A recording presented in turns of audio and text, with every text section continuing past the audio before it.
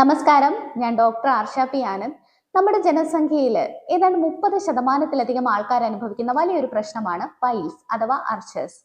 അതിൽ തന്നെ 10-15% ആൾക്കാർ മാത്രമാണ് ഈ ഒരു രോഗത്തിന്റെ ഗൗരവ സ്വഭാവം കണക്കിലെടുത്തുകൊണ്ട് ഒരു ഡോക്ടറെ കാണുകയോ അല്ലെങ്കിൽ മരുന്ന് കഴിക്കുകയോ ഒക്കെ ചെയ്യുന്നത്.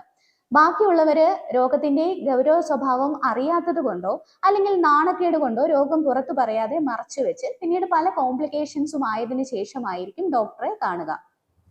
ഇത്തരത്തിലെ എൻ്റെ ഒ പിയിൽ വരുന്ന ഒരുപാട് പേരും എന്നോട് ചോദിക്കാറുള്ള ഒരു സംശയമാണ് പൈൽസ് രോഗികൾ കോഴിയിറച്ചി കഴിക്കാമോ എന്നുള്ളത്. ശരിക്കും പൈൽസ് രോഗികൾ കോഴിയിറച്ചി കഴിക്കുന്നതിനെ ഞാൻ അധികം പ്രോത്സാഹിപ്പിക്കാറില്ല.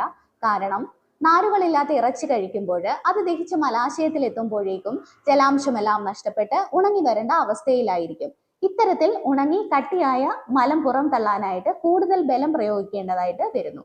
ഇത് പിന്നീട് പൈൽസ് ഉണ്ടാകുന്നതിനും പുറത്തേക്ക് തള്ളി വരുന്നതിനും ഒക്കെ കാരണമാകാറുണ്ട്.